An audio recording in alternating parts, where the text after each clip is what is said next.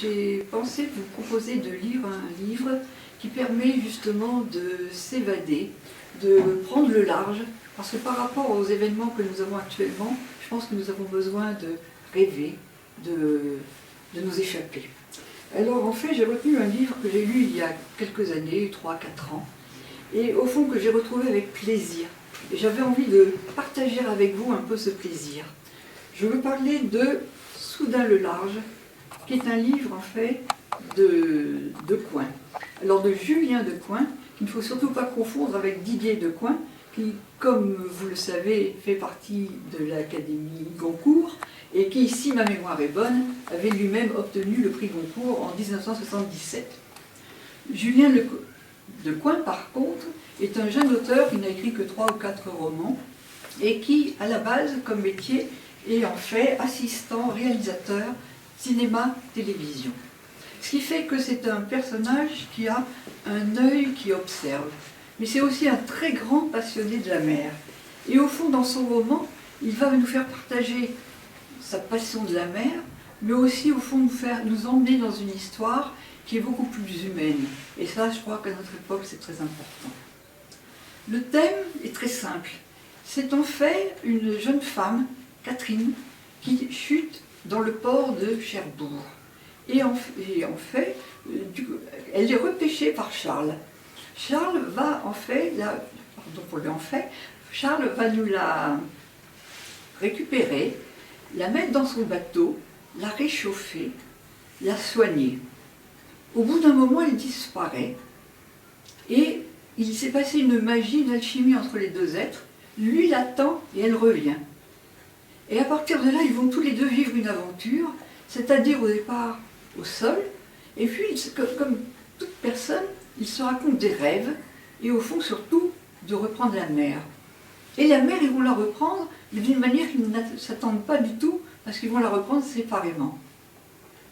Et là, au fond, ils vont vivre plein de choses, et ce qui est intéressant, c'est que Julien de Coin, qui est passionné de la mer, est capable, par les mots, de nous faire presque une peinture, c'est-à-dire que l'on va voir les paysages, il va nous les peindre, il va nous faire de la musique, on va entendre les vagues, on va entendre le vent, enfin, on va tout partager. Et vraiment, quand on est dans le livre, on part avec eux.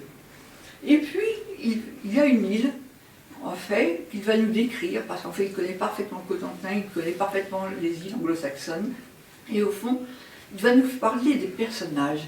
Et là intervient le côté humain. Alors quand on vit sur une île, c'est vrai qu'on a une démarche un peu particulière, c'est-à-dire que l'on vit dans un microcosme et que les gens ont une bienveillance, une chaleur extraordinaire les uns à l'égard des autres. Et c'est tout ce défilé qu'on nous montre. Et ça, c'est extraordinaire. Moi, je dirais que ce que j'ai aimé, en fait, c'est justement ce côté violence par les éléments, tendresse par les sentiments, et puis surtout, moi, dans notre époque qui est complètement délirante en ce moment, ben, il n'y a pas de guerre, il n'y a pas de méchanceté, enfin, et ça c'est énorme. Enfin, moi je dirais que ça m'a apporté beaucoup, ça a apporté une forme de sérénité, d'évasion. En fait, ce qui est marrant, c'est qu'au fond, on part avec eux. Alors ce qui est amusant, c'est qu'on a un marin qui n'est pas mariné. Donc on va vivre des aventures. Je ne peux pas vous les développer, mais vraiment, le marin n'est pas mariné, donc qui va gagner? Le bateau, le marin, la mer. En fait, c'est tout cet amalgame qui est important, les sentiments. Et au fond, ils vont nous emmener comme ça au fil de l'eau. Et quand je dis au fil de l'eau, ce serait plutôt au fil de la mer. Et on sait tous comme la mer peut être violente. Moi, je dirais que c'est un livre simple, rythmé, qui nous fait rêver, qui nous fait comprendre la dimension humaine, qui nous fait comprendre la lutte contre les éléments, et qui, au fond, fait presque un parallèle avec ce qu'on vit actuellement. Actuellement, en fait, on a une lutte, mais c'est une lutte qu'on ne maîtrise pas bien. La mer, on ne la maîtrise pas du tout. Même si on a un bon marin, on doit être très humble. Et je crois qu'au fond, ça ramène à beaucoup de choses. Moi, ça m'a fait beaucoup réfléchir. D'un côté, ça m'a emmené, ça m'a fait rêver, et de l'autre côté, ça m'a fait réfléchir. Donc ça m'a paru important.